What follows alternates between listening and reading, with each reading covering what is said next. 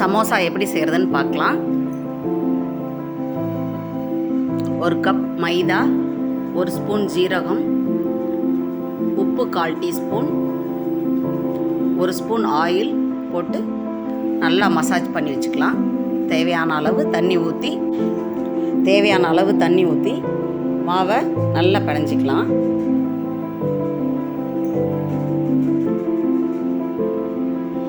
பாத்திரத்தில் மாவு ஒட்டக்கூடாது, அதுதான் மாவு பனையிற பதம். இது மாதிரி ஒட்டக்கூடாது.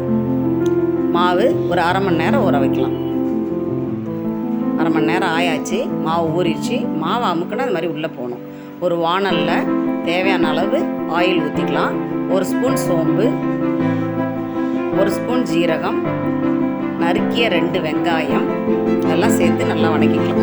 1/2 டீஸ்பூன் சால்ட்டு, 2 பச்சை மிளகாய், 1 ஸ்பூன் மிளகாய்த்தூள், 1 ஸ்பூன் மல்லித்தூள், கரம் மசாலா 1 ஸ்பூன், மிளகுத்தூள் 1 ஸ்பூன், ஜீரகத்தூள் 1 ஸ்பூன், பீனட்டை ஆட் பண்ணிக்கலாம். நல்லா வதக்கிக்கலாம். உருளைக்கிழங்கு ஆட் பண்ணிக்கலாம், அதோடு சேர்த்து வதக்கிக்கலாம். இது பீனட் போட்டு செய்கிறதுனால ரொம்ப டேஸ்ட்டாக இருக்கும். ட்ரை பண்ணி பாருங்கள். ரெடி ஆயிடுச்சு, மசாலா ரெடி ஆயிடுச்சு. கொத்தமல்லி தூவி கேஸ் ஆஃப் பண்ணிடலாம். சமோசா மசாலா ரெடி ஆயிடுச்சு.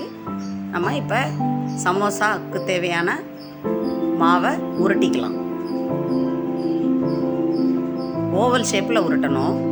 நம்ம சப்பாத்திக்கு உருட்டுற மாதிரி உருட்டக்கூடாது, ஓவல் ஷேப்பில் உருட்டணும். அதை கத்தியில் இது மாதிரி கட் பண்ணிக்கலாம். இது முக்கோணமாக இப்படி மடிச்சுக்கலாம்.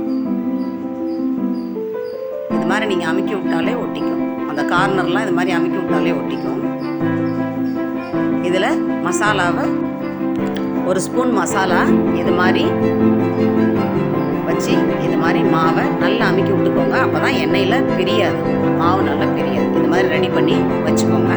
அதுக்கு இப்போது எண்ணெயில் போட்டு பொரிச்சு எடுக்கலாம். எண்ணெய் சூடாயிடுச்சு, சமோசாவை பொரிச்சு எடுக்கலாம். சமோசா ரெடி ஆயிடுச்சு. Peanut potato samosa ready.